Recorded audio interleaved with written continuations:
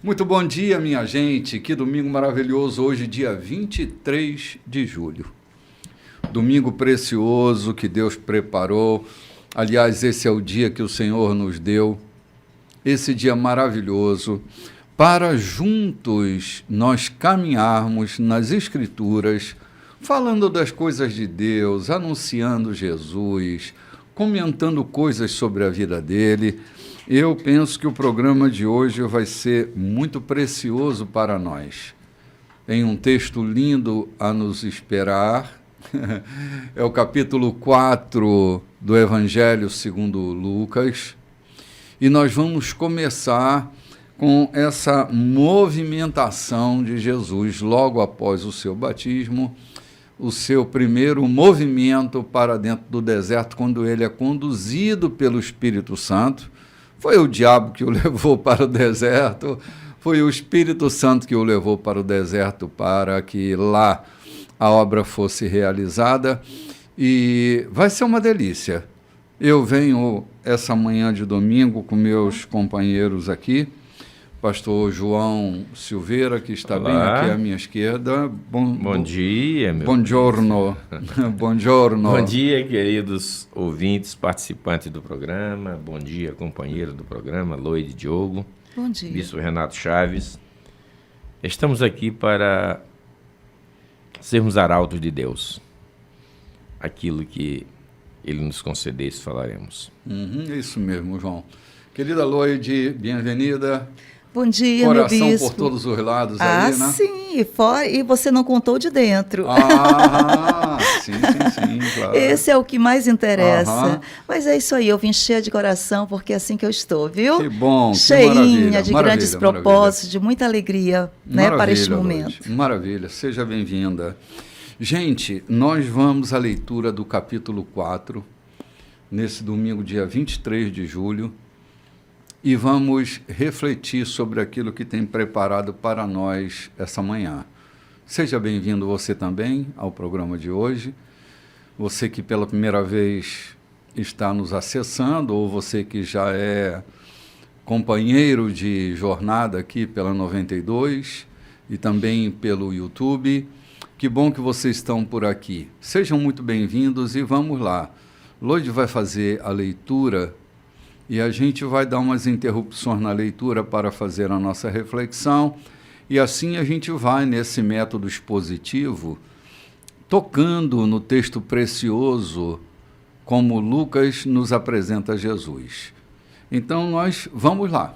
Loide, pode fazer a leitura, querida, por gentileza? Vamos lá. Capítulo 4. Cheio do Espírito Santo, Jesus deixou o Jordão e foi levado pelo Espírito para o deserto. Durante 40 dias e 40 noites, ele ficou sozinho e passou por uma prova. Foi testado pelo diabo. Não comeu nada todo esse tempo e, por fim, teve muita fome. Percebendo que ele estava com fome, o diabo aplicou a primeira prova.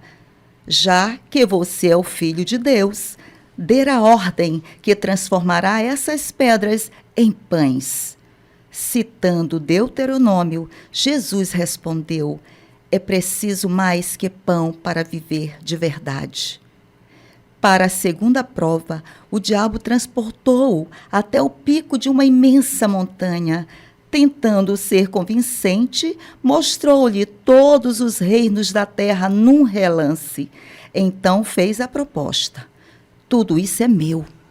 Eu mando em tudo aqui e posso entregar estes reinos com o seu fascínio a quem eu quiser. Basta que você me adore e tudo será seu. A resposta de Jesus foi direta e mais uma vez recorreu a Deuteronômio. Adore somente ao Senhor seu Deus. Sirva ao Senhor com absoluta inteireza de coração. Para a terceira prova, o diabo levou Jesus a Jerusalém.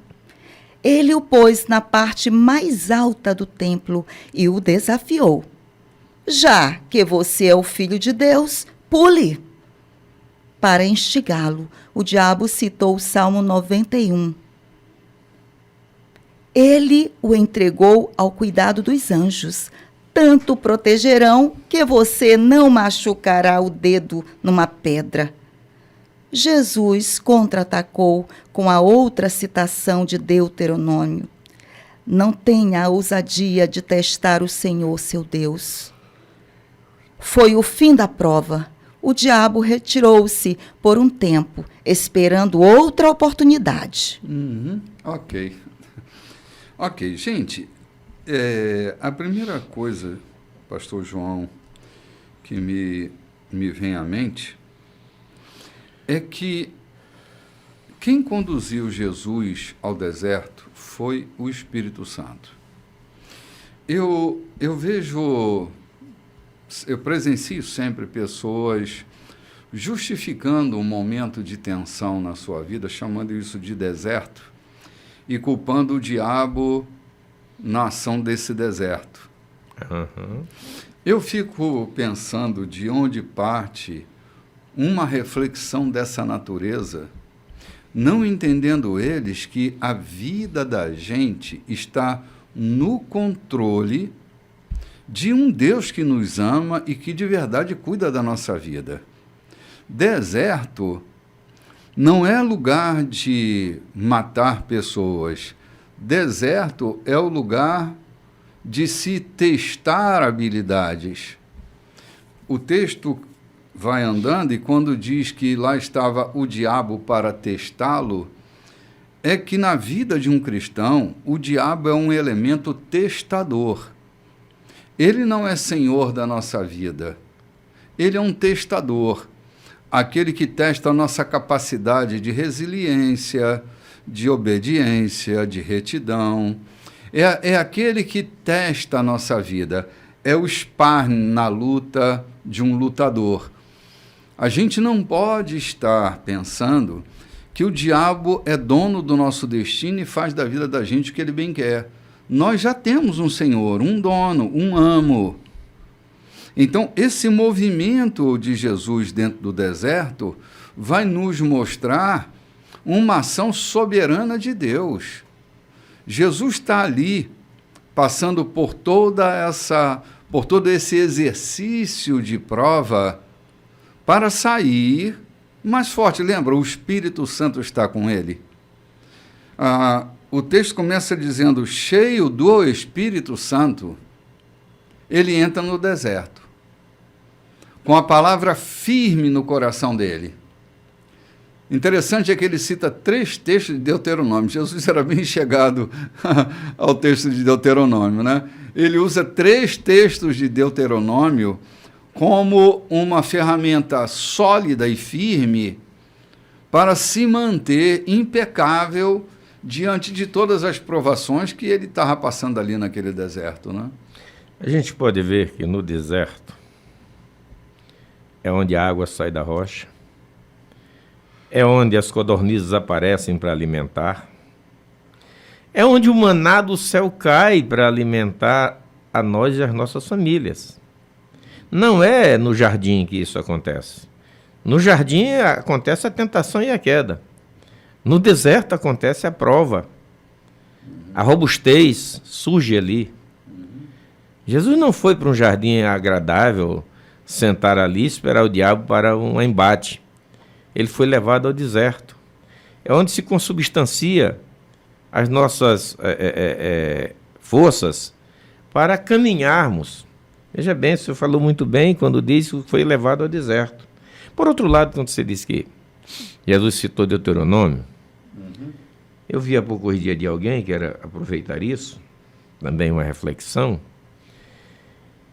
que muita gente não sabe como lidar com situações, porque tudo que conhece da Bíblia são as migalhas que caem da mesa. Verdade, João. O que aprendeu dos outros. Não esquadrinha, não investiga. O que aprendeu numa lição de escola dominical, o que aprendeu, o que ouviu na citação, e muitas vezes ouve errado, como ouvir os humilhados serão exaltados. Quer dizer, ouve e aprende errado. Não vai fundo. Jesus não citou as Escrituras porque ele era Deus. Ele citou as Escrituras porque era praxe de todo judeu aprender as Escrituras. Jesus já tinha 30 anos, Então ele passou por toda a escola rabínica.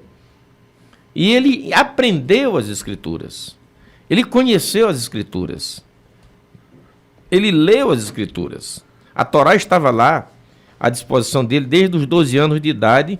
Já lia a Torá nas sinagogas. Então, por quê? Eu não tenho forças. Mas por que não tem força? Não conhece as Escrituras. Vá a fundo. Como eu costumo dizer, queima a mufa, vá buscar, queima a pestana, vá buscar conhecimento, leia. Eu, uma certa vez, recebi uma mensagem rápida e lembrei do que eu tinha lido. Fiz um concerto com os meus olhos, como porei numa donzela. Como desejarei, eu desejaria essa mulher. Porque eu fiz um concerto com os meus olhos. Aonde está esse texto? Está na Bíblia. Leitura. Muitas vezes você pensa em chegar em casa, tomar atitudes. O que está escrito? Portas adentro da minha casa terei coração sincero. Ou seja, em muitos momentos, aquele texto bíblico te dá força para você vencer determinadas circunstâncias ou determinados desejos que brotam do fundo do teu coração e são alimentados ali pela presença diabólica que muitas vezes quer nos avassalar. Então, ler a Bíblia, conhecer as Escrituras, conhecer de Deus, é muito mais importante do que ser religioso. É muito mais importante do que vir à igreja com a Bíblia nas mãos, sentar, ouvir um sermão, voltar para casa, fazer aquela oração de praxe. Jesus tinha feito tudo isso, jejuou 40 dias, e para que ele combatesse o diabo, ele citou as Escrituras por 3 vezes. Ele não disse, meu pai disse isso, ou então vindo do meu pai, não. Ele citou as Escrituras. E com as Escrituras é que temos força, conhecimento para os embates da vida mais difíceis. A nossa relação com a palavra, Lloyd, ela fortalece o nosso homem exterior e também o nosso homem interior. Ela cria fundamentos sólidos na vida da gente. Então, todo cristão precisava fazer movimentos reconciliatórios com a palavra, buscar fazer paz com a palavra, se aprofundar na palavra, tomá-la como fonte de alimento, comê-la, né? Desejá-la. É isso que o Senhor fala, nem só de pão, né? Viverá o homem, mas de toda palavra que procede da boca de Deus. Aqui Jesus, ele entrou no deserto já cheio do Espírito Santo. Ele não só entrou, ele permaneceu cheio do Espírito Santo e ele saiu de lá também cheio do Espírito Santo. Mas o interessante é que não era só Jesus que proferiu a palavra, o diabo também, ele citou o Salmo 91. Né? E Jesus contra-atacou com outra palavra. Olha aqui, né? Muitas vezes a gente pensa que somos só nós que estamos aqui munidos da palavra, mas tem aquele outro também do outro lado que ele vem para te atacar com a palavra, né? E o Senhor aqui mostrou, não, nós estamos aqui munidos, alimentados pela palavra, alimentados no Espírito pela palavra. E isso faz com que a gente vença as nossas guerras interiores. Quantas vezes eu tenho vencido a minha guerra interior, né? Como? Fortalecida pelo pão do dia a dia? Fortalecida pelo salário que se recebe? Não, fortalecida pela palavra de Deus. E no meu dia, eu começo raiando o meu dia em oração, muitas vezes eu olhando para o céu e meditando na palavra de Deus. Salmos, no Salmo 1, que eu amo tanto, e ele me diz, né, que eu sou uma árvore plantada junto ao ribeiro das águas, né? E tudo que eu fizer, com certeza vai prosperar. E essa palavra entra, me lava, me rega, e eu cresço e me fortaleço. Perfeito, né? Perfeito. É essa relação que a gente precisa ter com a palavra. É essa relação que eu diria visceral entre o meu espírito e o espírito da palavra. É isso que é capaz de mudar realidades em mim. Amém. O salmista dizia assim: a lei do Senhor é perfeita e restaura a alma. A palavra, ela é tão poderosa que ela vai àquelas regiões da nossa alma que o escombro já tomou conta, e ela é capaz de colocar aquilo de pé, me reerguer, me reorientar, me fortalecer. Eu tenho repetidamente dito, olha, se não fosse Jesus e sua palavra, eu já teria enlouquecido há muito tempo. É que a palavra traz lucidez. Uau. Ela põe luz, né? Lucidez vem de luz. Isso. Ela põe luz nas nossas escuridões. A palavra é capaz de iluminar a região mais profunda da nossa alma, aquelas regiões cavernosas em que a dor, o trauma, a lesão, a fratura chegou. A palavra do Senhor, ela entra tão profundamente. Eu me lembro uma ocasião que eu sofria muito, porque eu me sentia assim, sem pai, abandonado pelo meu pai. Um dia eu estou lendo as Escrituras e leio, ainda que teu pai ou tua mãe te abandonem, eu todavia, diz o Senhor, não te abandonarei. Aquilo entrou, João, como um bálsamo curando aquela minha sensação de faltante, aquele vazio, aquele buraco que tinha dentro de mim. Aquilo entrou dentro de mim, renovando a minha capacidade de viver mais tranquilamente, né? Então a palavra ela é poderosa para fazer esses reparos na vida da gente. Essa citação é do Salmo 27, versículo 10, bispo. Obrigado, querida. Todavia, a gente conhece muitos intelectuais. Eu conheço um ateu, foi meu colega de trabalho e foi professor dos meus filhos na universidade. E os meus filhos, muito intrépidos, sempre me diziam, pai, eu não conheço um pastor que conheça a Bíblia do tanto daquele rapaz, daquele professor. Eu não conheço um pastor que tenha conhecimento bíblico do tanto que tem aquele rapaz. E um dia, conversando com ele, eu leio a Bíblia pela historicidade, eu leio a Bíblia porque eu sou professor, eu preciso estar pronto. Então a palavra, o conhecimento da palavra intelectualizado, desprovido da ação do Espírito Santo, não tem efeito de poder nenhum sobre a vida de alguém. É só uma literatura. É só uma literatura, apenas trava embates. Eu não sei se vocês lembram, está com uns 2 anos aí, que surgiu um videozinho, esse do TikTok ou qualquer outra coisa, onde um perâmbulo, um homem de rua, se levanta e faz uma citação de certa Bíblia sobre versículos e capítulos. Você lembram disso? Ele faz uma dissertação tão grande sobre a Bíblia, quantos capítulos, quantos versículos, onde está isso, onde está aquilo, onde está tudo aquilo. E alguém pergunta, você sabe tudo isso e vive aqui? Ele disse, vivo, sou drogado, vivo na sarjeta, mas sei tudo isso sobre a Bíblia. Então isso significa dizer que não há nenhum poder. Veja o que nós temos bem de princípio no texto que eu tenho em mão. Jesus, cheio do Espírito Santo. A palavra não teria nenhum efeito na boca de Jesus se ele não estivesse cheio do Espírito Santo. Ele foi cheio do Espírito Santo. Seria só mais uma palavra, né, João? Seria só um contratempo, talvez o diabo tivesse mais argumento, porque o diabo também cita a palavra. Citou, né? Claro, citou aqui. E talvez tivesse mais argumentos, passassem uns 40 dias debatendo sobre os contextos, os textos e contextos da palavra. E não chegariam a conclusão nenhuma. Mas quando essa palavra que flui de ti para qualquer situação, ela vem cheia do Espírito Santo. De vida, né? E muitas vezes ela não precisa vir na forma bíblica. Muitas vezes ela flui de ti. Eu lembro que eu estava em uma situação difícil, um confronto entre 3 classes de policiais, a polícia militar, a federal e a civil, e por engano ou por falta de comunicação, a gente terminou todo mundo sacando das armas. Eu saí pela janela do carro, eu nem abri a porta, eu saltei pela janela do carro e dei um brado sobre todo o grupo. Todo mundo pasmou, baixaram as armas e pasmaram. Eu entendi que aquilo não fluiu de mim, mas do Espírito de Deus que estava em mim. Era polícia militar, polícia federal e polícia civil. Nos encontramos numa situação e cada um sacou das armas, já é um confronto, morte à vista.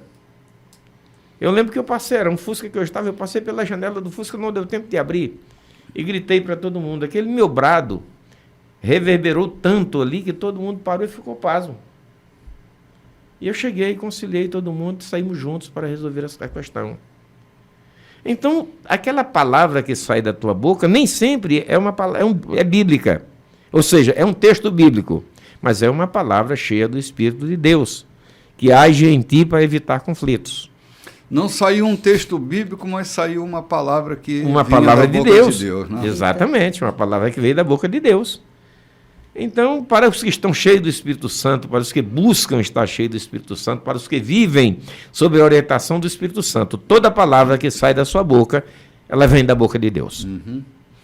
Ela está bem aí no coração, né? Maravilha. Perto da tua boca, está no teu coração. Então, é essa relação que a gente tem com a palavra que vai reorientando o destino da gente, vai acalmando. Acalma mesmo. Acalma. A palavra, ela quando entra dentro de nós, ela gera aquela tempestade em calmaria. Ela faz milagres dentro da gente. Faz milagre no corpo e fora do corpo. Fora do corpo. Até com Nos os agentes da reorganiza. natureza, né? Sim, claro. Aquela palavra de Jesus ao mar da Galileia e ao vento veio da deidade de Jesus? Não. Ela veio de um homem cheio do Espírito Santo. Exatamente. Até aquela que foi lançada na figueira, né, João? Até aquela que foi lançada na figueira. Não veio da deidade de Jesus, veio de um homem cheio do Espírito Santo. É. João, esse é o segredo. Ontem não, no domingo passado, eu perguntava assim, qual é a nossa relação mesmo com o Espírito Santo? Eu lembro. Que relação que nós temos? Será que o que temos buscado hoje na nossa relação com o Espírito Santo não é mais para o espetáculo cultico do que por uma vida abundante? Ou para o meu interesse pessoal, o meu proveito pessoal, e não para a abundância de vida que eu devo fluir? Sim, cara, assim, a minha relação com o Espírito é diária, dia a dia, 24 horas por dia. Nele somos, respiramos, existimos. Não dá para viver sem ele. Então, as palavras que saem da nossa boca... Pedro diz uma coisa que eu gosto muito, né? Eu sempre cito esse texto de Pedro. Ele diz assim, quem fala, fale segundo os oráculos de Deus. Oráculos são sentenças. Oráculo é profecia. Oráculo é prognóstico. Então, quem fala deve estar alinhado com o Espírito Santo para que suas palavras sejam oráculos, sejam falas libertadoras, transformadoras, Amém. Reformadoras. Nossas palavras precisam estar alinhadas às palavras de Deus, ou à palavra de Deus, para que a gente possa produzir efeitos na vida das pessoas. Então, você tem lá um texto literário e tem a palavra de Deus. Porque aqui vamos botar uma distância entre uma e outra, né? Porque eu posso ler a Bíblia como seu amigo lá lia, para deixar os meninos lá na universidade com as pernas balançadas, ou você pode ter acesso à boca de Deus. Oh, glória. Há uma palavra que se torna viva. Aí já não é mais a questão da literatura, é uma questão da palavra viva, né? Do conhecimento do cognitivo, se encher do texto, Sim, né? claro, claro. Aquilo vai enchendo, né, Loide? Vai quebrando paradigmas, João. E quantas palavras saem da nossa boca, direto a pessoas, que não são textos bíblicos, mas cortam, fazem efeito, mudam Sim. vidas. Não são textos bíblicos, mas são palavras divinas. Mas são palavras divinas. Exatamente isso. Há muita palavra de Deus fora do contexto bíblico. Sim. Há muita fala de Deus que está fora da literatura. Sim, exatamente, João. Não caberia numa Não literatura. caberia. Nem os atos de Jesus, nem as falas divinas caberiam dentro de uma literatura. Elas não desfazem a literatura, são complementos da literatura. Uhum, exatamente. Gente, vamos ali tomar um cafezinho e a gente volta já já. Muito bem, gente, estamos de volta, capítulo 4 do Evangelho de São Lucas. E nós estamos discorrendo sobre aquele encontro no deserto, quando a palavra tomou conta daquele cenário, reorganizou aquele cenário. Jesus caminhou pela convicção da palavra, pela sustentação da palavra, e nós estávamos animando os irmãos a terem uma relação profícua com a palavra, né? Relação de profundidade, de estabilidade, de moderação. A palavra tem que inundar o nosso coração. Cheios da palavra, e com isso volto a repetir o conceito que a gente passou rapidinho no bloco passado, estar cheio da palavra não é estar cheio de versículos bíblicos, é estar cheio do espírito dessa palavra, da força e do poder dessa palavra. Às vezes a gente cita versículos bíblicos como fala um papagaio. Como o diabo fez. Não tem consistência viva nessa palavra. Tem só um texto da Bíblia, mas não tem a palavra viva, não é? Que muda, que transforma a vida das pessoas. Né? É nessa que a minha irmã, que é uma vizinha, que era também filha de crente, e a minha irmã também, morava um vizinho, a vizinha muito preguiçosa. E a vizinha chega para ela e diz: Mariana, me dá comer, está escrito na Bíblia, alimentar os que têm fome. Aí Mariana olha para ela e diz: também está escrito, vai ter com a formiga preguiçoso. É a palavra pela palavra, vamos ver onde isso vai parar, né? E nós estamos avançando, Lloyd. O diabo retirou-se por um tempo, esperando outra oportunidade. Outra oportunidade, é isso. Uhum. Ele não para, né? Sabemos disso. Somos sabedores, então temos que estar cheios do Espírito Santo. Né? Sempre, o tempo inteiro. O tempo inteiro. Domingo, eu dizia, a gente precisa estar cheio do Espírito Santo em toda atividade, seja trabalhando na mecânica, seja trabalhando no consultório, no escritório, no arado, na piscicultura, fazendo amor, conversando com os filhos, corrigindo os filhos, trocando ideia com os amigos, não é? Amém. A gente precisa estar cheio do Espírito Santo. Falar em corrigir os filhos, não há nada mais, não há coisa mais desastrosa do que tratar com os filhos, um cristão tratar com os filhos com seu ímpeto pessoal desprovido da presença do Espírito Santo. Sim. Não há nada mais desastroso na família do que isso. Sim, verdade, João. Então, caminhar com o Espírito Santo é a chave de Jesus. Não é? Alegria. Assim, de vez em quando vai frutos, dizer que ele né? estava cheio do Espírito Santo, né? Daqui a pouquinho, João estava lembrando que ele vai citar um texto de Isaías, dizendo que o Espírito de Deus está sobre mim, né? Por que tudo aconteceu na vida de Jesus? Porque o Espírito Santo estava sobre ele. Muitos milagres aconteceram porque o Espírito Santo estava com ele, né? E ele não estava cheio do Espírito Santo porque trouxe do céu com ele. Ele veio como ser humano. E nós lemos aqui no capítulo 3, quando ele foi batizado e saiu das águas do Jordão, ali sim. Ali consubstancialmente se vê que o Espírito Santo o inundou, o encheu. Logo que saiu das águas, o Espírito Santo veio sobre ele, pousou como em forma de pomba, e uma voz do céu confirmando a sua missão. Este é o meu filho amado. Sim. Então estava ali a consumação de tudo que a gente está vendo. Nós vamos agora para o versículo 14, já a gente vai chegar nesse texto do versículo 18 que a gente acabou de tocar agora. Mas vamos lá, Lloyd, fazer a leitura. Jesus voltou para a Galileia, cheio do poder no Espírito. Segunda vez. e a notícia de seu registro correu à região. Do regresso dele, né? Do regresso, isso mesmo, meu bispo, obrigada. Correu à região. Ele começou a ensinar nas sinagogas, sendo recebido com entusiasmo e satisfação. Ele voltou para Nazaré, onde havia sido criado. Como de costume, foi à sinagoga no sábado. Quando se levantou Só um para... instantinho aqui, um minutinho só, lógico. Sim. Como de costume. De costume. Então, costumeiramente, isso acontecia. Para os que não gostam de se congregar, está aqui um bom texto, né? Como de costume, ele foi à sinagoga. Desculpe aqui. Quando se levantou para ler, tinha nas mãos o livro do profeta Isaías. Abrindo-o, encontrou a seguinte passagem: O Espírito de Deus está sobre mim.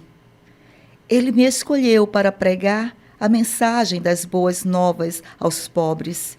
Enviou-me para anunciar perdão aos prisioneiros e a recuperação da vista aos cegos, para libertar os oprimidos e indefesos, para anunciar: este é o ano em que Deus irá agir.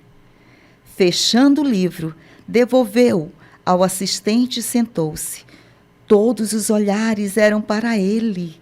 Então ele se pronunciou: Vocês acabam de presenciar o cumprimento dessa profecia. Todos os presentes, interessados e curiosos, ficaram surpresos com a declaração, mas logo alguém lembrou: Este não é o filho de José, que conhecemos desde novo? Ele respondeu: Suponho que vocês irão agora citar o provérbio: Médico, cura-te a ti mesmo. Faz aqui em tua cidade tudo o que nos disseram que fizeste em Cafarnaum. Pois bem, vou dizer uma coisa: nenhum profeta é bem recebido em sua terra. Não havia muitas viúvas em Israel no tempo de Elias, naqueles 3 anos e meio de seca, quando a fome devastou a terra. Mas a única viúva a quem Elias foi enviado estava em Serepta, em Sidom. Havia muitos leprosos em Israel no tempo do profeta Eliseu, mas o único purificado foi Naamã, o sírio. O argumento deixou todos enfurecidos. Eles o agarraram e o levaram para fora, até o cume de uma montanha situada nos limites da cidade, e queriam jogá-lo lá do alto. Entretanto, ele conseguiu fugir e tratou logo de sair dali. Vamos dar uma paradinha aqui. Uma paradinha. Gente, esse movimento de Jesus lá na sinagoga reafirma tudo que a gente vinha falando sobre essa humanidade cheia do Espírito Santo. E cheia do conhecimento da palavra. Veja que ele trata de Elias, ele trata de Eliseu, ou seja, um homem que conhecia a palavra. Sim.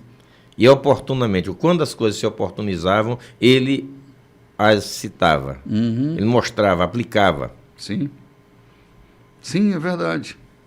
A disposição daqueles que estão contrapondo,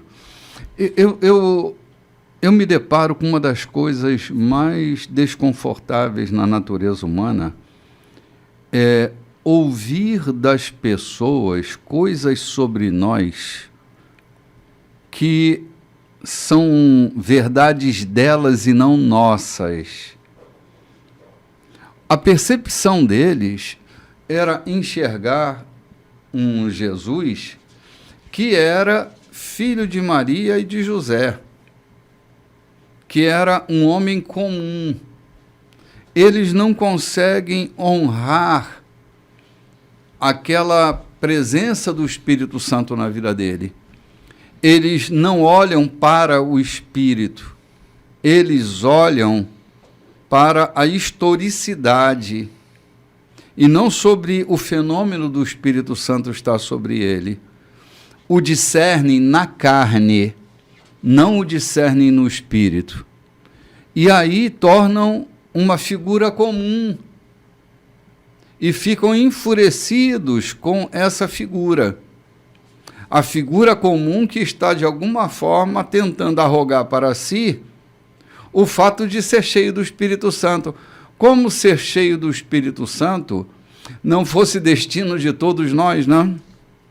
Quando alguém diz, eu estou cheio do Espírito Santo, aos ouvidos dos outros pode estar parecendo uma vaidade. Que vaidade é essa? Dizer que o Espírito Santo está sobre mim. Ele estava dizendo a mais pura verdade. Quando nós lemos que o Espírito se comunica com o nosso Espírito, quando falamos coisas, e algumas vezes Jesus disse, fala de coisas celestiais, vocês não entendem, né? Uhum. É porque quando nós estamos na nossa vida comum, na nossa carnalidade, pura carnalidade, tentando entender as coisas celestes, nós vamos nos tumbricar, nós vamos nos aborrecer com aqueles que nos estão dizendo verdades, e que são verdades tangíveis, verdades ao nosso respeito, mas nós estamos incapazes. Não foi isso que disse Isaías? Porque Deus cegou o entendimento, e eles ouvindo não ouvem, vendo não veem? Sim. Ele estava falando disso aqui. Ouvindo não ouvem, vendo não veem. Sim. Isso é muito comum no ser humano. Quantas pessoas eu conheço nesse mundo que vêm à igreja e volta falando mal da mensagem, falando mal do pastor? Eles vêm à igreja porque se sentem obrigados a isso pela religiosidade. É costume, é hábito. Mas voltam falando mal da mensagem, falando mal do pastor. Não é que a mensagem tenha sido uma mensagem negativa ou inapropriada. É porque ele em si está vazio de tudo que diz respeito ao Espírito Santo. E só pode captar uma mensagem aqueles que foram tocados pelo Espírito Santo. Sim, verdade, João. Embora Jesus estivesse cheio do Espírito Santo, eles não conseguem discernir isso, porque o discernem na carne, né? O discernem na carne. O veem como mero ser humano, não consegue ir à força da palavra que brota dele, né? Eles estão ali olhando só para um ser humano simples e comum. E ele vai, então, saindo dali, se desvencilhando daquilo, ele vai para Cafarnaum, lá na Galileia, né? Vai se mover de novo. Aqui no versículo 31, né, meu bispo? Sim. Depois foi para Cafarnaum, cidade da Galileia. No sábado, passou a ensinar o povo. Eles estavam impressionados com seu ensino direto e claro, transmitido com autoridade, bem diferente dos discursos recheados de sofismas e citações com os quais estavam acostumados. Na sinagoga, naquele dia, havia um homem perturbado por um espírito maligno. Ele gritou: Ei, o que você quer conosco, Nazareno? Sei o que você pretende. Você é o Santo de Deus e está aqui para nos destruir. Jesus ordenou: quieto, saia dele. O espírito demoníaco derrubou o homem na frente de todos, mas saiu sem o ferir.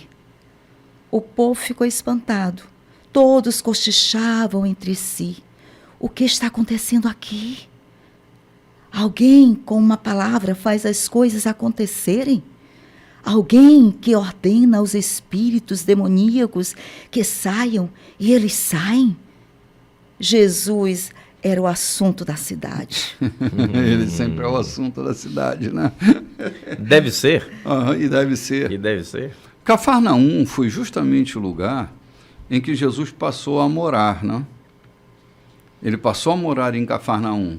Basicamente era o centro do seu ministério, né? Sim. Sim, ele levava seus discípulos para casa e a casa era em Cafarnaum.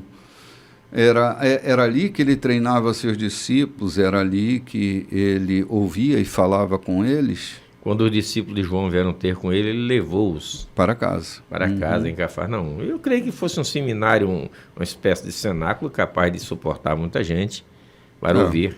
Jesus não era um pobre miserável como se faz no presépio, né? Não era mesmo, João. A sua campanha tinha recursos capazes de movê-los de um lado Tinha para até um outro. ladrão da bolsa lá, né?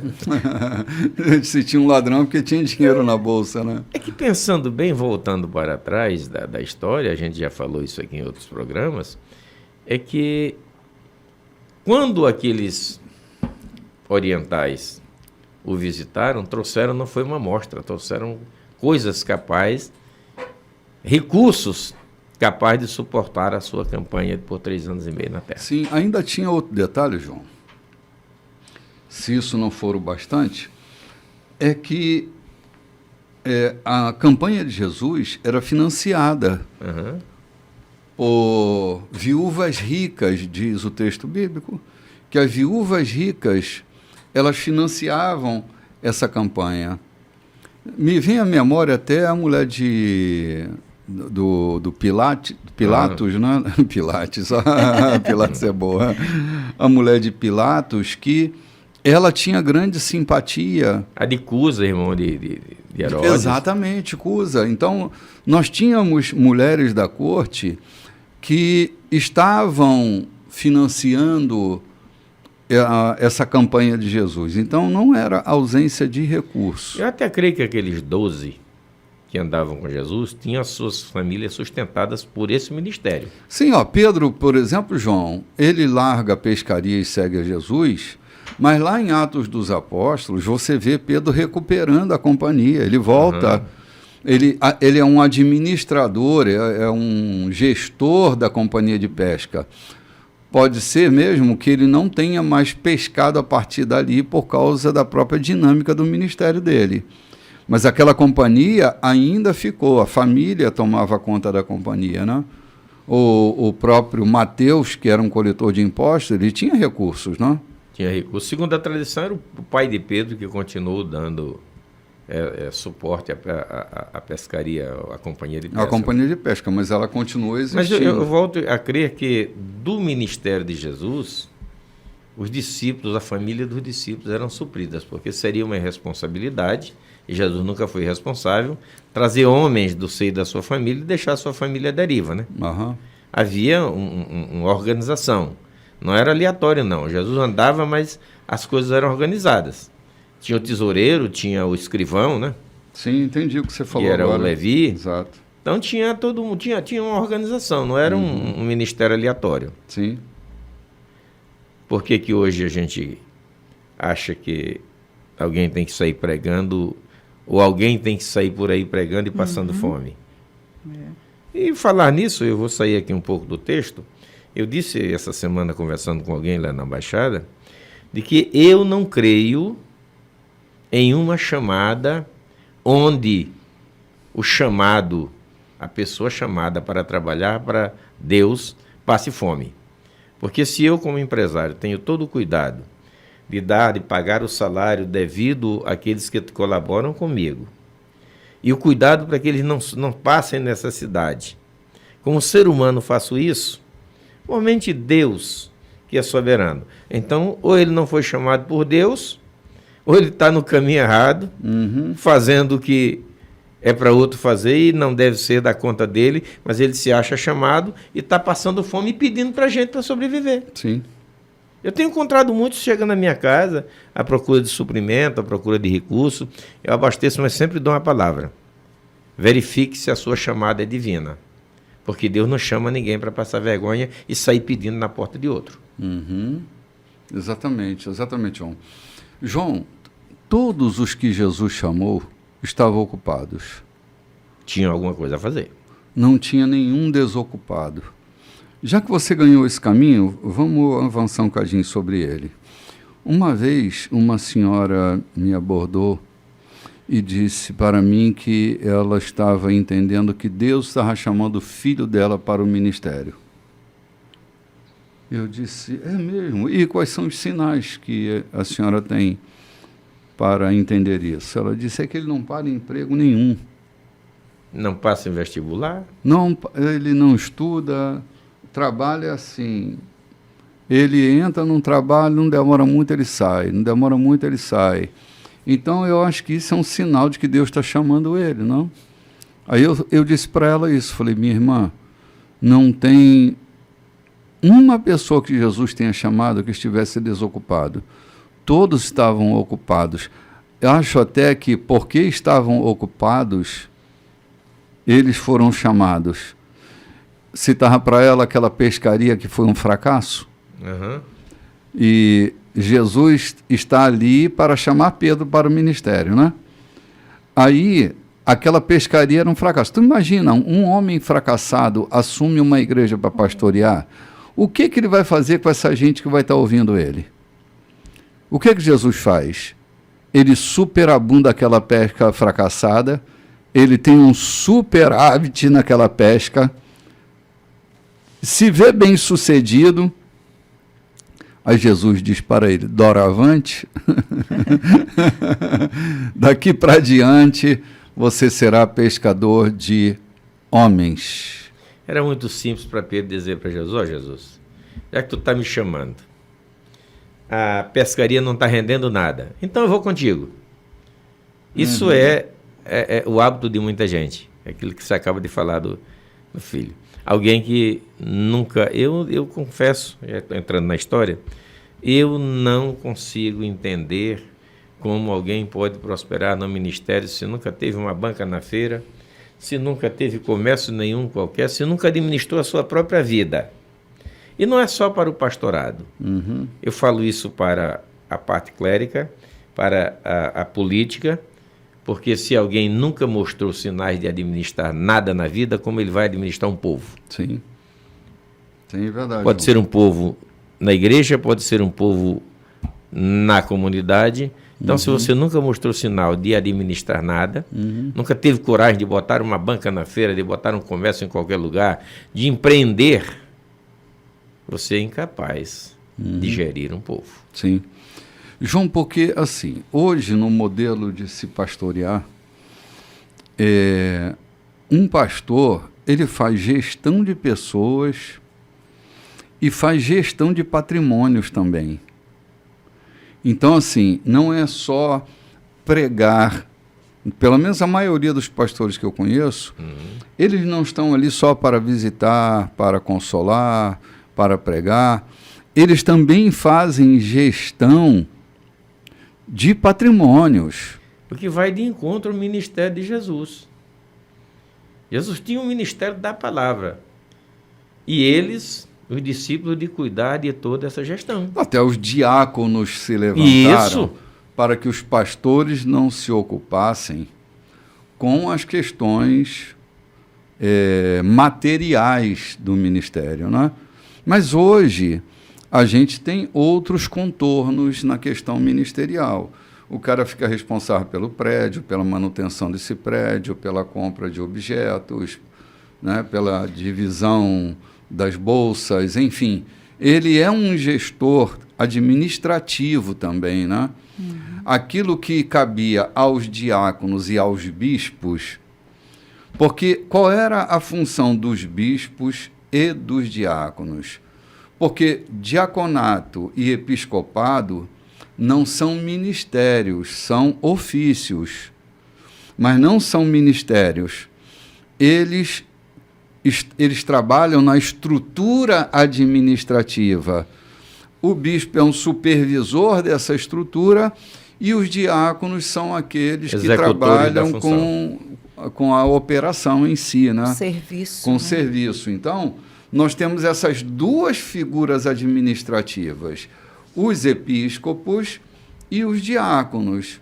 Mas como essas figuras, dentro da eclesiologia de algumas igrejas, não são figuras existentes, ou são existentes para outras funções, então o pastor se sobrecarrega. O presbítero responsável pela congregação, ele se sobrecarrega cuidando de gente, cuidando da palavra e cuidando do patrimônio, né? Então, há uma sobrecarga muito grande. Nem sei porque que a gente entrou por aqui, mas era por aqui que a gente estava entrando. Talvez valeu a pena. A gente está andando pelo Espírito, né? Então, assim, tem coisas muito interessantes que a gente vai vendo nesse movimento lá para Cafarnaum, como que Jesus vai estabelecer esse polo de relacionamento, né, quando aqueles gregos vão querer saber de Jesus, eles vão lá em Cafarnaum. Uhum. Então, Cafarnaum se tornou esse polo do ministério de Jesus. Não coube em Belém, depois não coube em Nazaré, foi lá para Cafarnaum, para a região praiana, né? Para cuidar do ministério a partir dali. Eu não sei por que Jesus depois amaldiçoou Cafarnaum, que é tanto que lá não mora ninguém hoje. Pois é, mas foi lá que a base do ministério dele foi formada, né? Gente, nós estamos aqui nessa delícia da história, né? Caminhando com Jesus, andando com ele. O pessoal aqui expulsa ele de lá, João. Eles expulsam ele de Cafarnaum e ele vai aí se movimentando, se deslocando de um lado para o outro. A gente vai ali tomar um cafezinho e volta já já.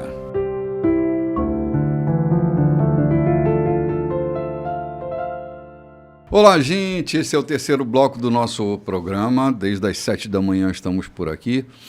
E nós estamos discorrendo sobre esse movimento, a saída de Jesus agora de Cafarnaum, quase que expulso da cidade, ele se desvencilha e vai adiante.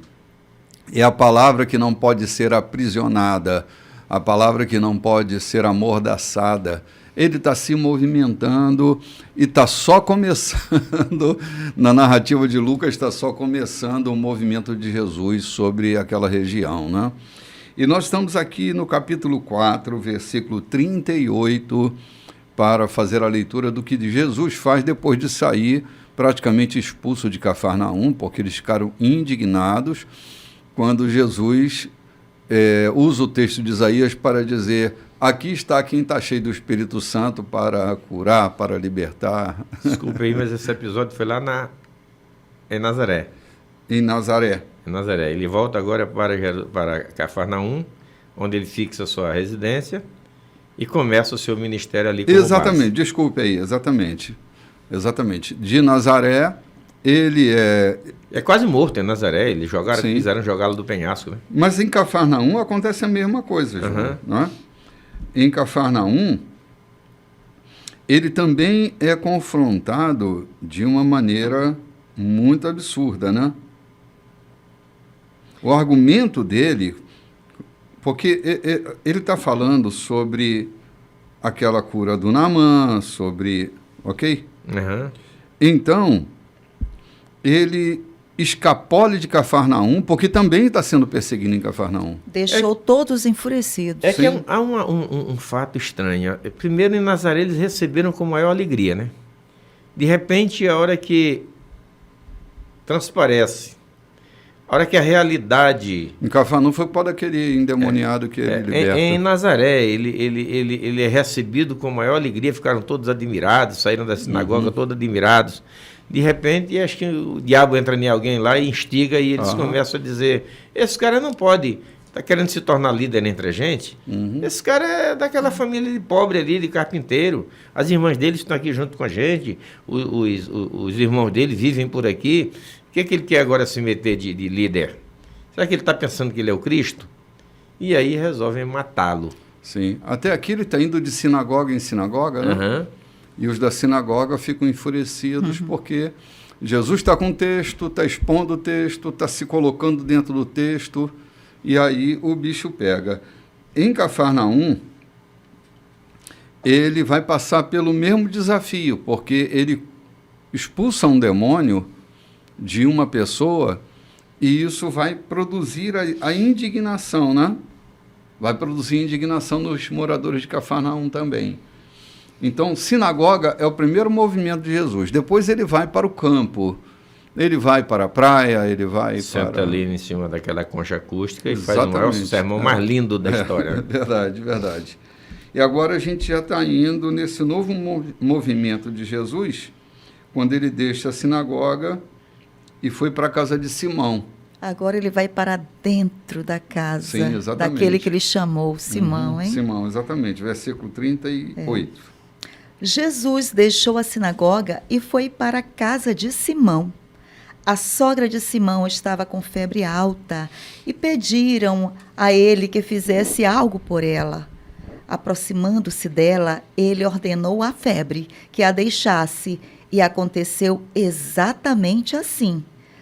Antes que eles percebessem, ela estava preparando o jantar para eles.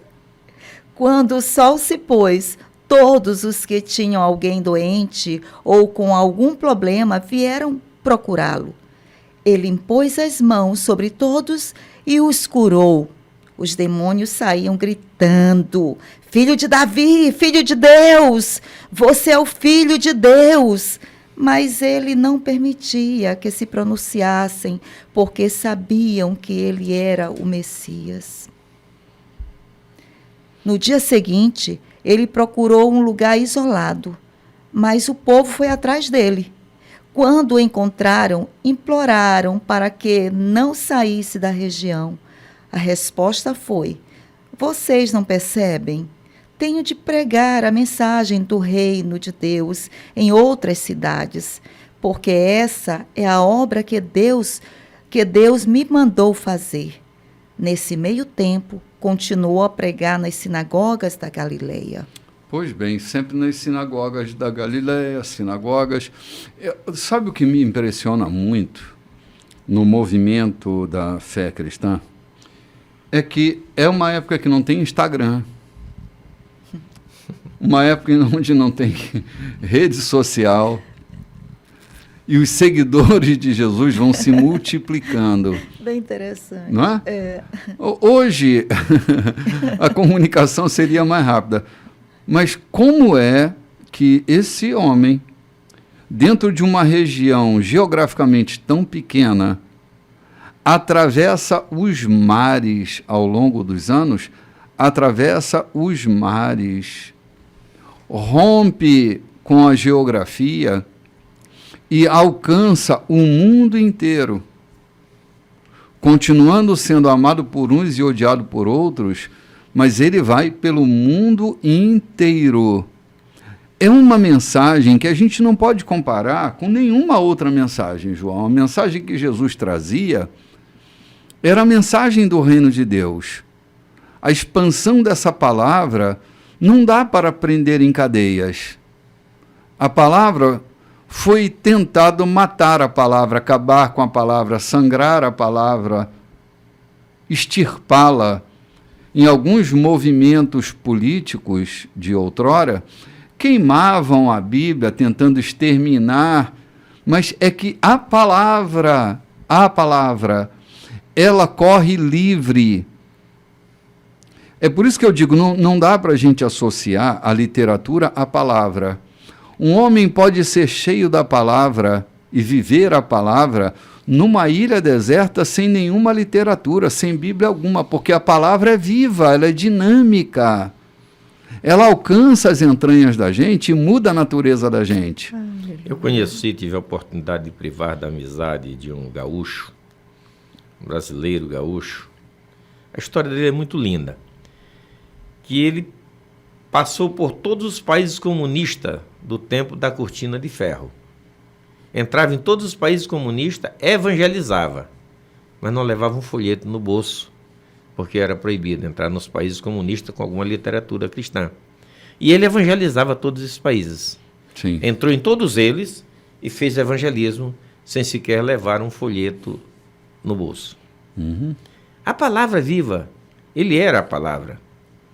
Ou seja, a palavra estava nele. Então, o que é que ele fazia? Me contou que em alguns países, quando estavam na fila para receber o suplemento da tarde, que era um chá com algumas torradas, ele entrava naquela fila para convidar pessoas, com cuidado, convidar pessoas, e se oferecia para tomar o chá, se convidava para tomar o chá na casa de algumas famílias, a cada dia na casa de uma família. E naquele chá, ele expressava, ele pregava a palavra. Ele disse, muitas pessoas foram convertidas ao Evangelho. João, só elucidando um pouco mais esse argumento, eu me lembro que em Atos dos Apóstolos, até escrito por Lucas mesmo, né? Ele dizia assim, que a palavra crescia e se multiplicava. Sem papel. Não tinha sem imprensa, internet. Não tinha internet. Que palavra é essa que crescia e se multiplicava senão que cada discípulo se tornava uma carta viva. Bispo, tem um segredo. Nós começamos aqui com o texto. Qual foi o texto que nós começamos? Jesus cheio do Espírito Santo. Sim. Jesus vai assunto aos céus e 40 dias depois, o que acontece? Desce o poder do Espírito Santo sobre aqueles que se faziam crescer a palavra e se multiplicar. Então, todo o segredo está em ser cheio do Espírito Santo. Sim, O verdade, Espírito João. Santo tem responsabilidade em levar essa palavra através de quem quer que seja. Eu já contei aqui e lembro que uma certa vez o meu carro dá um aparente prego na estrada e eu paro para verificar e de repente um ônibus para do outro lado e era uma senhora em desespero porque perdeu a parada que devia parar. Nós a acolhemos, colocamos no carro e fomos conversando com ela. A certa altura minha esposa pega uma Bíblia que está o Novo Testamento que estava na porta-mala, no porta-luva do carro e presenteia. Quando nós a deixamos na agência da Caixa Econômica, onde ela devia ficar, ela nos agradeceu e dizendo: eu estou muito contente, eu estou muito, muito satisfeita com o que vocês fizeram comigo, sobretudo por isto que vocês colocaram na minha mão. Ou seja, a palavra que foi colocada na sua mão. Eu não sei, eu espero um dia não morrer, sem que eu passe lá no Formoso, nos rincões da Baixada Maranhense, e veja ali uma grande congregação gerada aleluia. por efeito dessa palavra. Glória, que coisa linda. Sim. João, o perigo hoje é que as pessoas, elas estão perdendo essa essência de caminhar com o Espírito Santo e a carta viva parece que não aparece. É que parece que virou modismo há certo tempo que ser cheio do Espírito Santo é falar em línguas estranhas. E pronto. Eu conheço tanta gente que tem essa possibilidade de falar em línguas e o procedimento é uma verdadeira tragédia. Ninguém entende nada. Ninguém entende nada, vai para uma reunião de igreja e se delicia em falar com o Espírito Santo, quando chega o filho já quebrou tudo dentro de casa porque é drogado, e aí vai chamar a polícia para resolver o problema. E onde está o poder do Espírito Santo? Será que era realmente o Espírito Santo que estava ali permeando aquela reunião? Porque chega em casa, o filho jogou a comida no mato, quebrou tudo, então nós somos chamados para conter aquela situação, porque não há poder nenhum. Isso me dá um nó na cabeça entender isso. Então, o que eu estou querendo dizer, sem criticar ninguém, é que convencionou-se em muitas denominações, e isso foi propalado por muitos lugares, que estar cheio do Espírito Santo é ter a oportunidade de falar línguas não entendíveis. E aí ele faz aquele movimento todo. E depois não se vê poder nenhum, nem de fato... João, a gente quando vê está muita gente falando. barulhenta e nenhum Espírito Santo, né? Eu não estou aqui para questionar essa coisa. Não, mas eu estou questionando, Mas fique à vontade. O que a gente ouve é muito barulho e pouco Espírito Santo. Então eu vou contar uma história real. Eu vou contar Provoquei. Eu vou contar uma história Não deixou real nem que contar a minha. me contava um grande amigo. Ele estava na Europa, na casa de alguém, para uma reunião. Então, caiu uma fase da energia e faltou luz. E lá na Europa é poder, né? Poder. Power. Nos Estados Unidos. Faltou. Sabe, os Estados Unidos e a Europa, eles estavam no estrangeiro. Então faltou luz. E eram guardadas mais pessoas para aquela reunião. De repente a campainha toca. Caiu uma fase da energia e a campainha toca. Então, eles perguntam assim, se faltou energia, como é que a campainha começa a tocar? E o dono da casa disse que para fazer barulho precisa de menos poder do que para dar luz. Olha. Para gerar luz. Para fazer barulho, precisa de menos poder do que para ser luz, Sim, verdade. para clarear ambientes. Se fosse na minha sala, ainda que caísse todas as fases, faria barulho. Tem uma bateriazinha, né? Que não é capaz de clarear o ambiente. Então nem precisa de poder, João, para fazer barulho, entendeu? Não, o poder da pequena sirene, beleza? O poder da pequena sirene Sim. não tem poder para clarear o ambiente. Tem. Não, não tem. Mas tem poder para fazer barulho. Eu achei muito pertinente esse fato. Para fazer barulho, não precisa de tanto poder. Mas para gerar claridade no ambiente, para clarear o ambiente, na verdade, precisa de poder capaz de fazer aquilo. Uau. É isso aí. E quer contar a tua experiência? Eu quero aqui colocar esse Jesus dentro da casa de Simão, né? Sim. Jesus dentro da casa de Simão. Jesus, aqui ele estava mostrando aqui como qualquer um de nós indo para um propósito, para uma missão, temos que organizar primeiro a nossa casa, né? Muitas vezes a gente quer um ministério, algo fora, e o nosso olhar vai para fora. E Jesus está mostrando aqui, primeiro para dentro, dentro da tua casa, curar, sarar aqueles que precisam de ser curados e sarados. E aqui a sogra de Simão estava com uma febre alta, e Jesus atravessou essa sala, foi até o quarto à procura dessa mulher, e fala que aquele curou. Ele disse para a febre, deixa. E a febre deixou, e aquela mulher imediatamente, ela se levantou e foi preparar como gratidão. Nós já tocamos nesse assunto antes. Foi preparar aqui um delicioso jantar para aqueles que iam viajar. Sim. E Simão pôde viajar para o ministério agora com casa estava Jesus, em ordem, não? deixando essa casa em ordem, colocando ali tudo em ordem, a esposa e a sua sogra. Ou seja, Simão era o sacerdote dessa casa, né? Então convém ao sacerdote colocar essa casa em ordem para cumprir o seu chamado. Isso. Eu achei isso muito interessante, pastor João. Isso Verdade, quer dizer, Loide. Loide, que quando Jesus está... Quando você faz a coisa, organiza o ministério baseado nos protocolos, no sistema, é uma coisa. Mas quando há a presença de Jesus de fato, ele, o próprio Jesus, se encarrega de organizar a tua casa para que quando você sai justamente. para o campo a coisa funcione. É isso. Organizar a coisa pelo sistema é muito fácil, bem organizado, bem montadinho. Mas organizar a casa, curar os enfermos da casa, deixar tudo organizado, é preciso a presença real de Cristo e do Espírito Santo na vida. Sim. Tem uma música do DJ Alpiste que eu lembro, eu reflito sobre isso. Ele diz assim que todo traficante tem uma mãe que é crente. Todo traficante tem uma mãe que é crente. Isso, para mim, ao pensar, gera preocupação, gera inquietação. E ele não está dizendo uma mentira, pode não ser toda a verdade, mas não está falando uma mentira.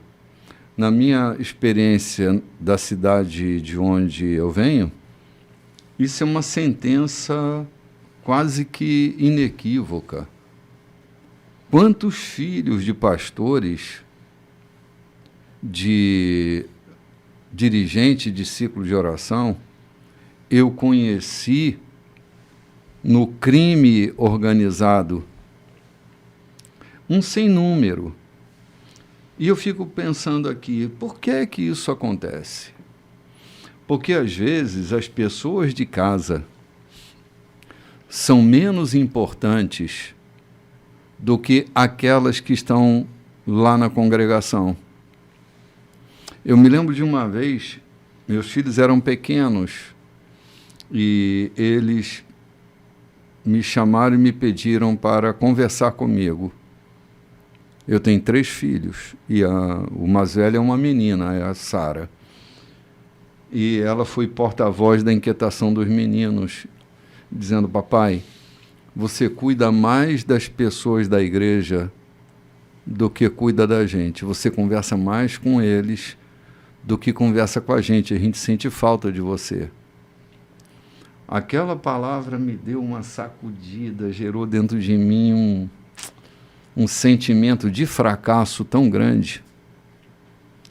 Eu espero que tenha reparado isso.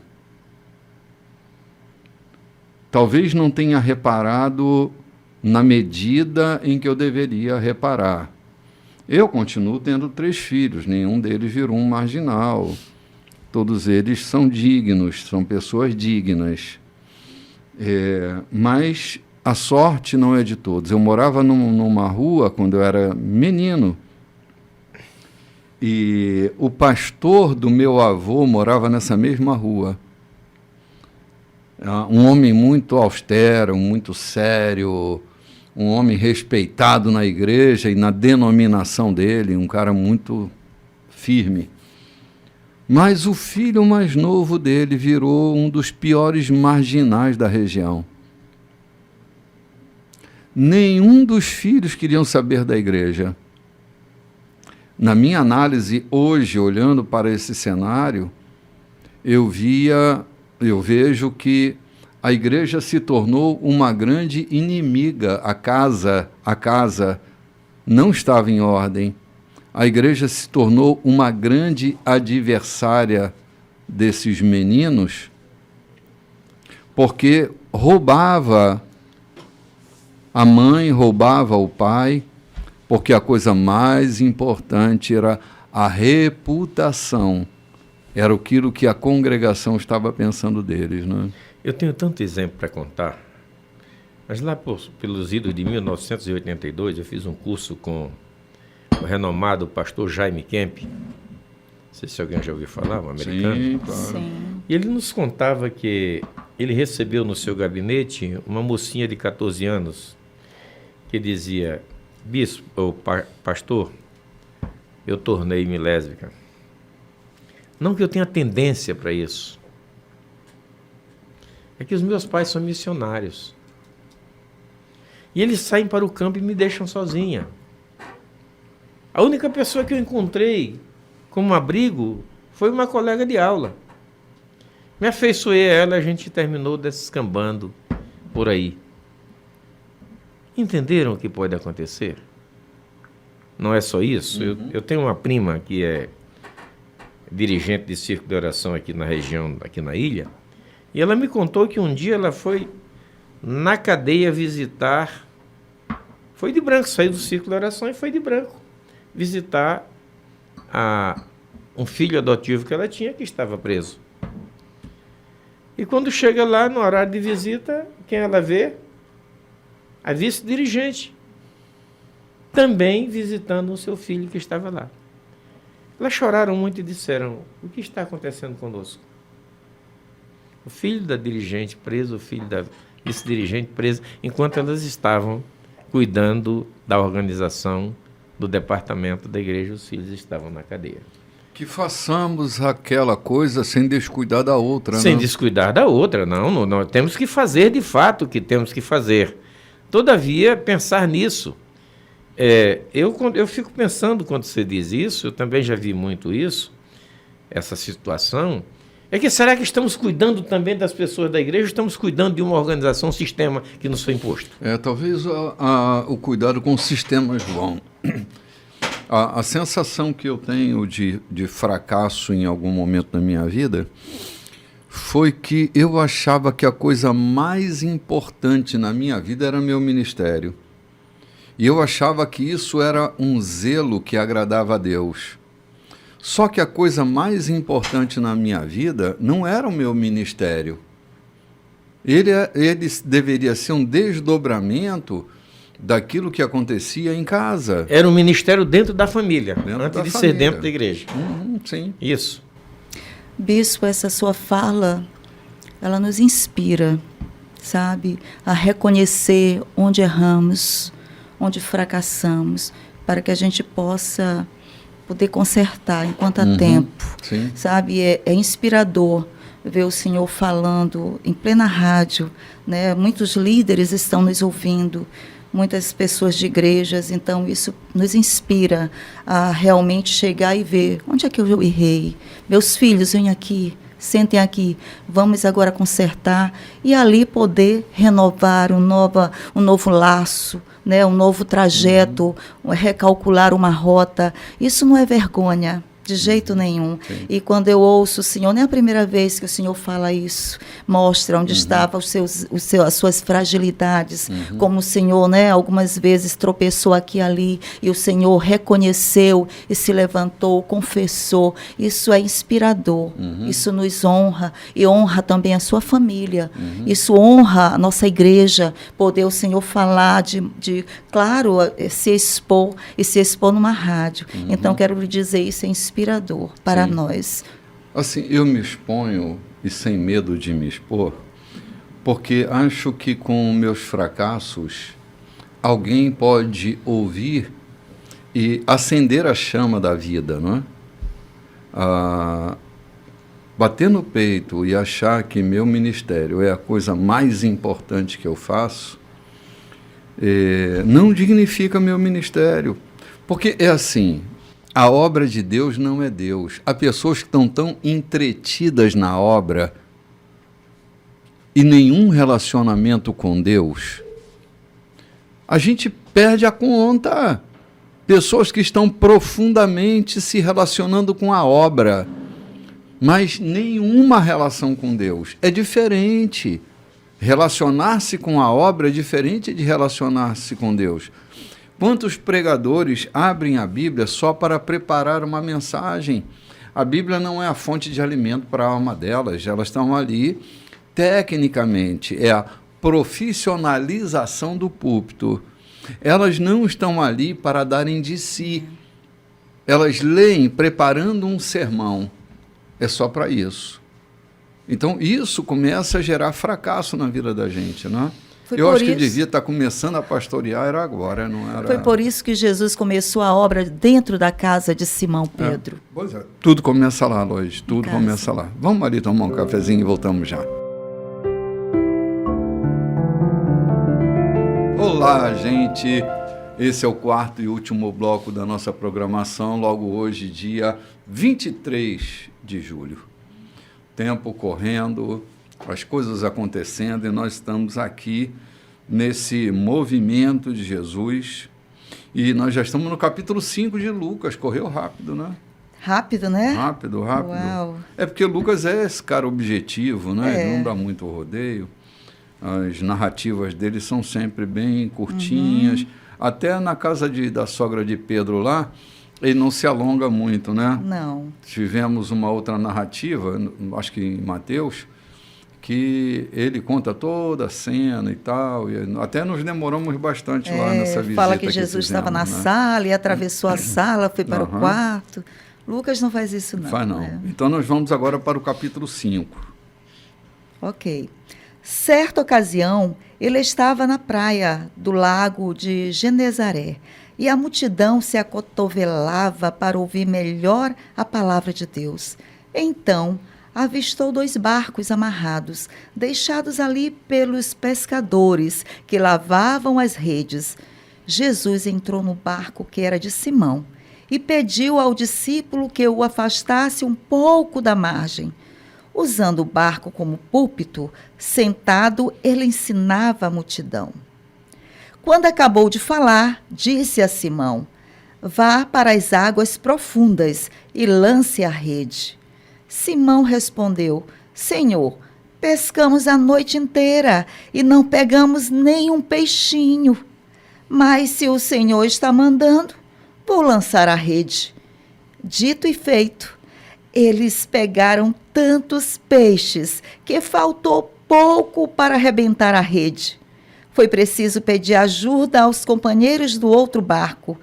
Ainda assim, os 2 barcos ficaram tão abarrotados de peixes que quase afundaram.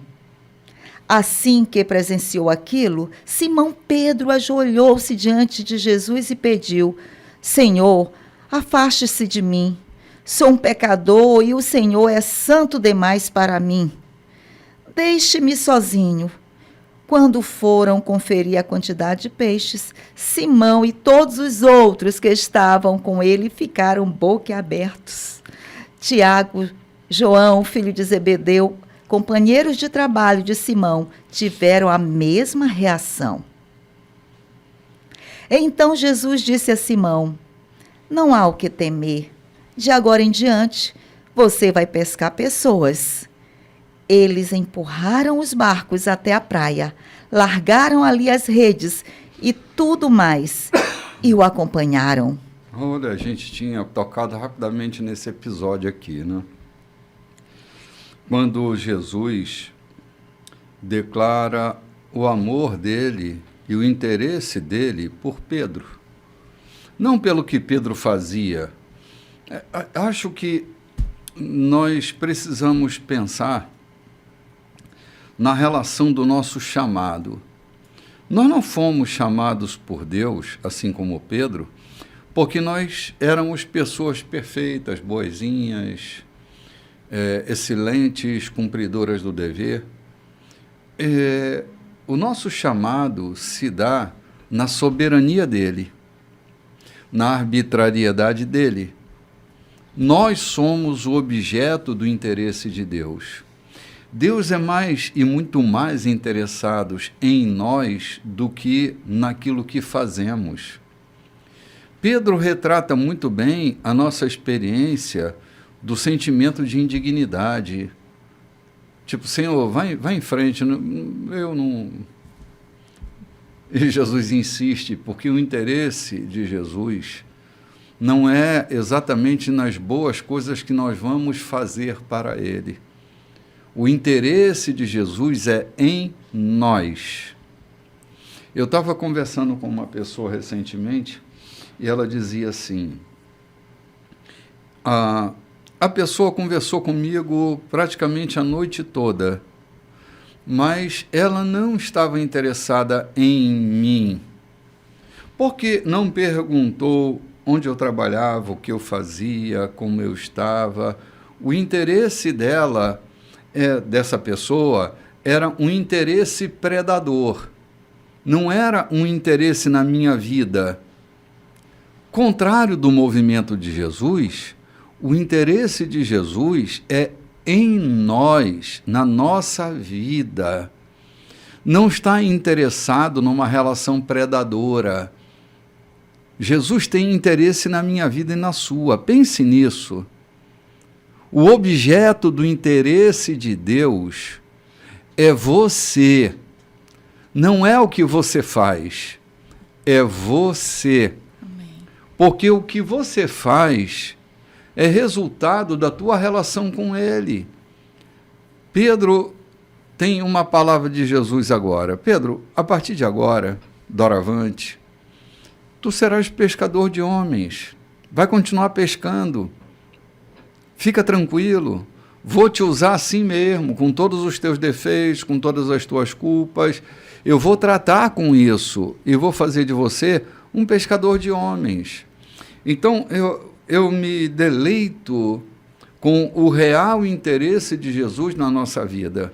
Maravilhoso. O real interesse dele não é quanto ganhamos, não é que eloquência nós temos. O interesse dele é em mim, na minha vida, independente de como eu me encontro neste momento. Ele sempre se interessará por mim. Eu sou o objeto do amor de Deus. Não é um amor interesseiro. O interesse dele é a minha vida. É morar em mim, é viver em mim, é que eu viva nele, é que eu transborde nele. Amém. Esse é o interesse dele. Né? Eu vejo aqui, primeiramente, Jesus já tinha entrado na casa de Pedro. Olha aqui, na vida de Pedro, na sua vida, na casa de Pedro. Depois Jesus entra no barco de Pedro e faz desse barco, que é a profissão de Pedro, do barco, desse recurso, o seu púlpito, né? Uhum. O lugar onde... Aqui o que eu vejo Jesus entrando na minha vida, eu vejo Jesus entrando na minha profissão, Jesus usando a minha profissão.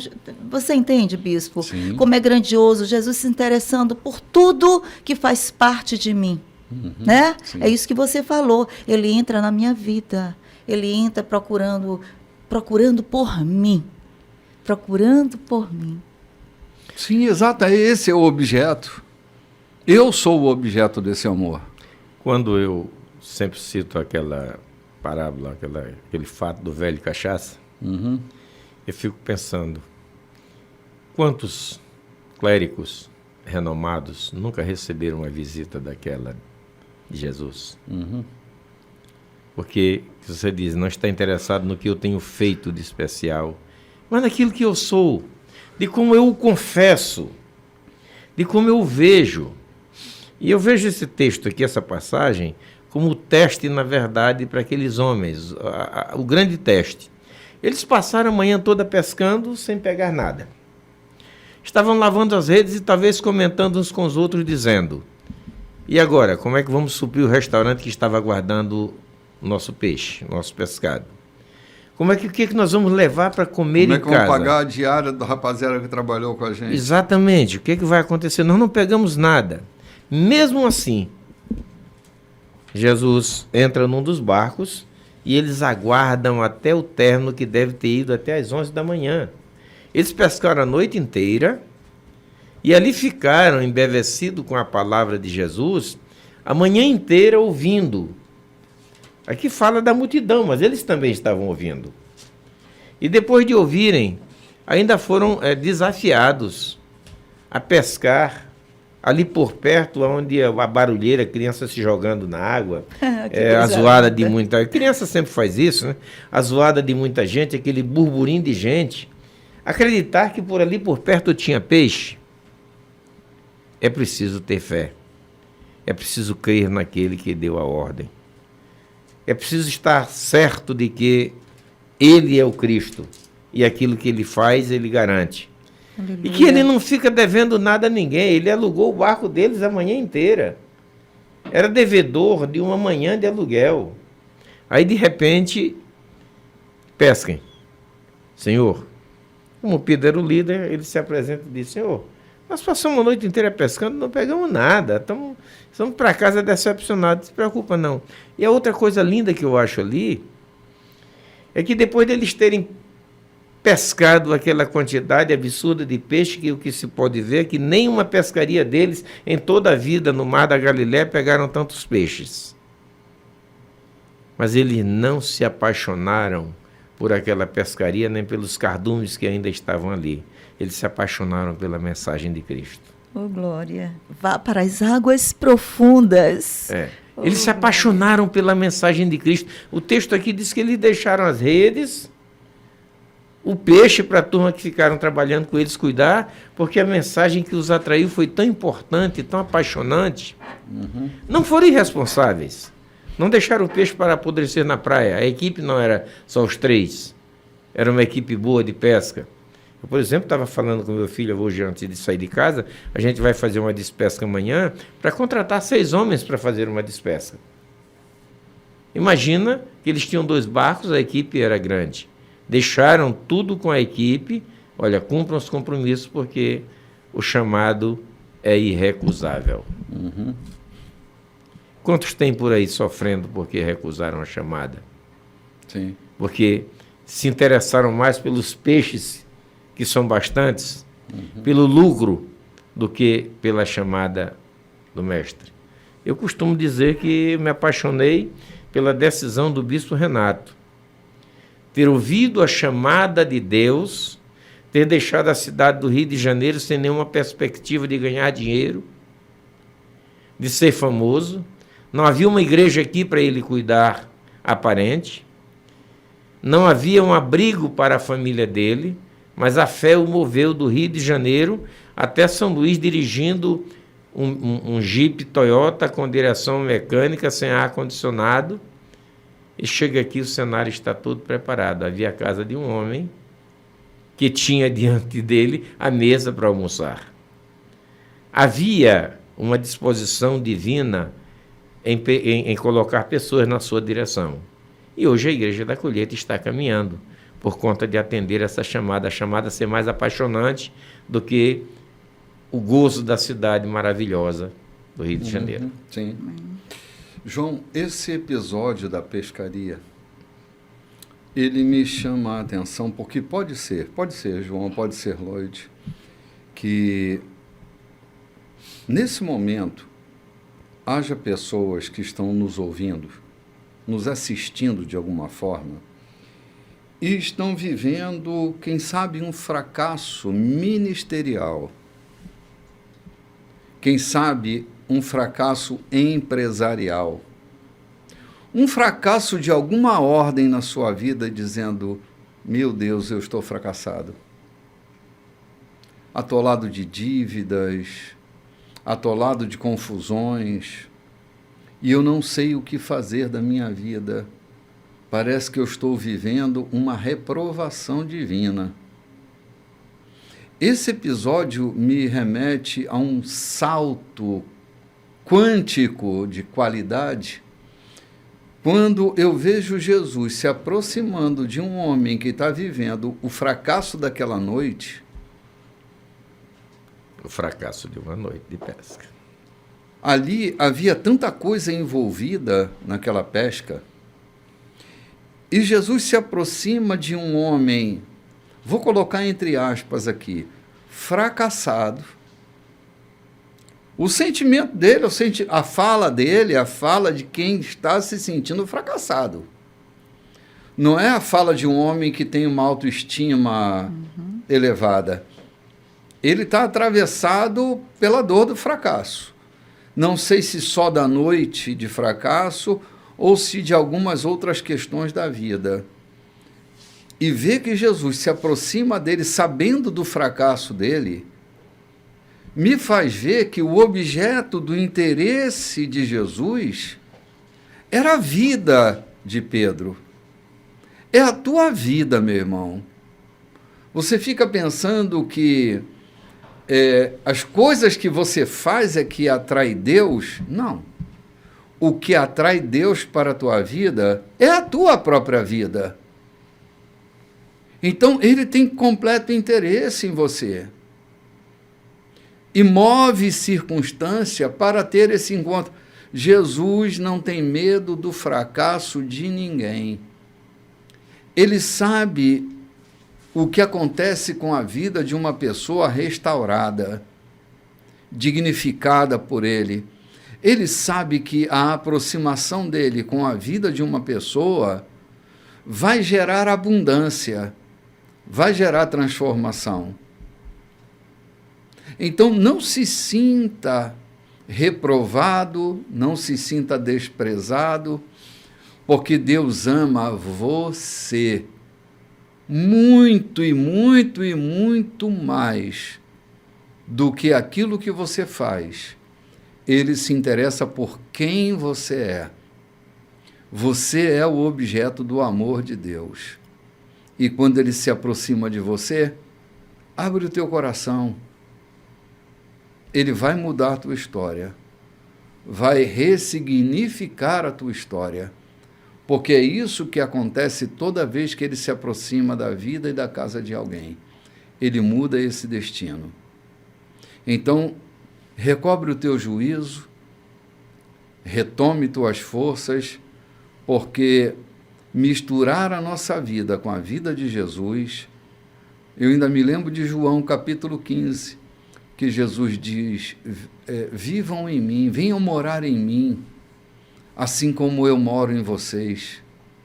Venham viver em mim, assim como eu vivo em vocês. Sem mim, vocês não podem fazer nada. É esse o interesse de Jesus. Pegar você no meio de um fracasso e transformar a sua vida numa vida de sucesso. Coisa linda, João. Eu sempre me comovo quando eu vejo encontros de Jesus com pessoas fracassadas, que ele não está nem aí para o fracasso. Jesus deixou uma grande dica aqui, uma palavra-chave. Vá para as águas mais profundas e lance a rede. Sim. É porque a vontade, às vezes, é de sumir, não é? É. De desaparecer. O fracasso nem sempre é culpa do fracassado. É que muitas vezes estamos pescando em águas rasas, em busca de crescer, de recuperar o que perdemos, em águas rasas, e Jesus diz o que Lloyd acaba de recitar. Vai mais profundo, vai para as águas profundas. Eu lembro, já falei isso aqui, em 2000, antes de 2000, até 2001, eu financeiramente quebrei e fui diagnosticado com um câncer de próstata. Era um arraso para a minha vida. As finanças haviam quebrado. O homem está diagnosticado com uma célula cancerígena. Foi ali que Deus me recobrou as forças. Foi convalescendo de uma biópsia, com febre, infeccionada, numa cama, chorando. Não era chorando a miséria, de dor.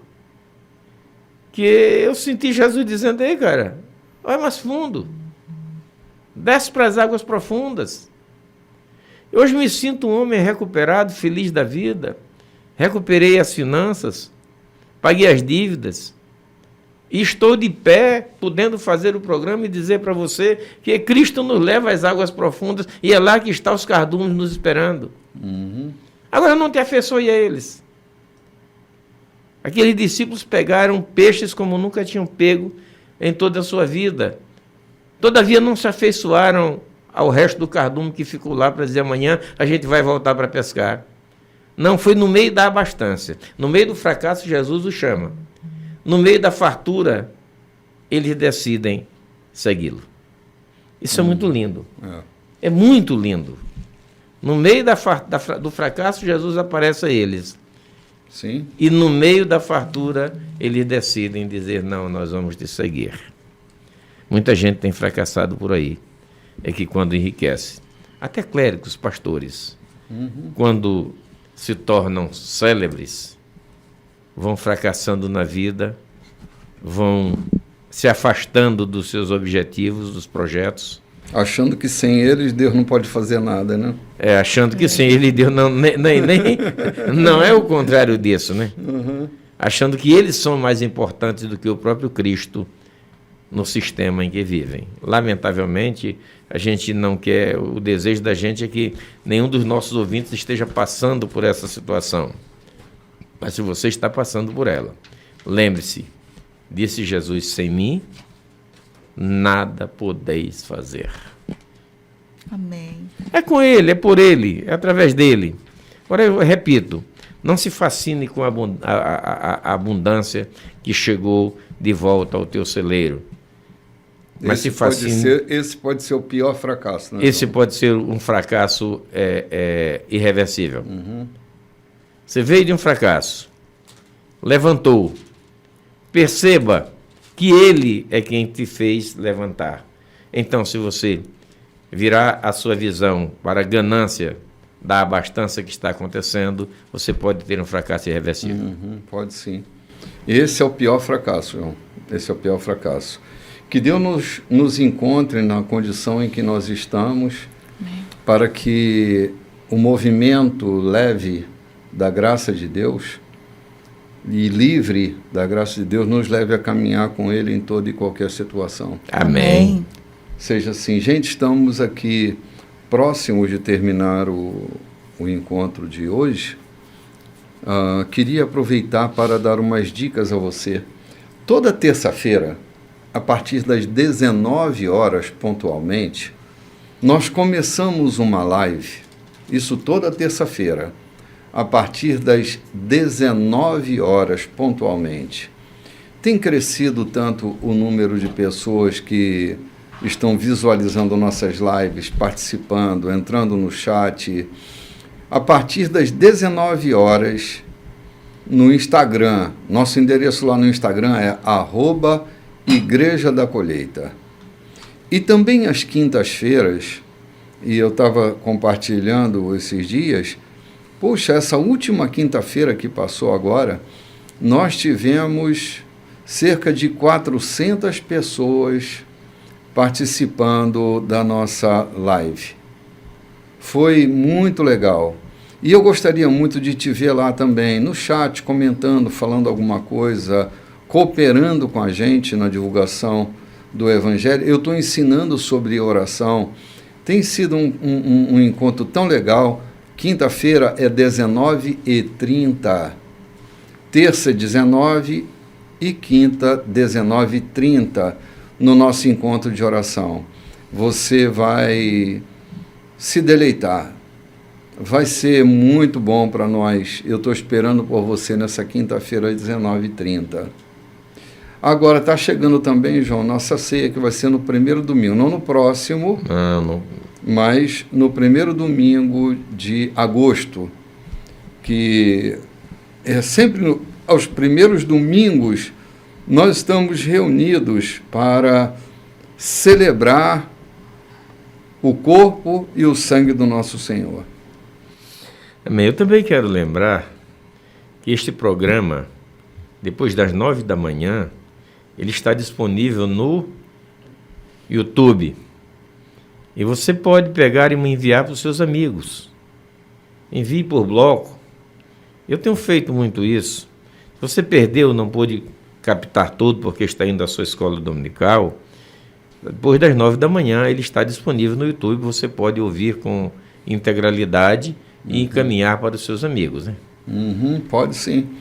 Nosso endereço lá no YouTube é Igreja da Colheita. Você entrou lá no YouTube, Igreja da Colheita, você tem nosso endereço e você pode assistir integralmente a mensagem de hoje, inclusive, a partir das 9 da manhã, já vai estar postado aqui. Termina o nosso programa na rádio, a gente posta imediatamente no YouTube, assim, a não ser que haja algum imprevisto na hora de baixar o programa ou coisa parecida, mas estará sempre lá para você reprisar.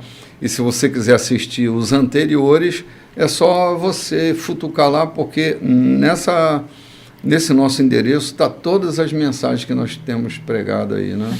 Que bom. Shalom para vocês, um abraço, até o próximo domingo. Forte abraço, gente. Boa semana para vocês. Shalom.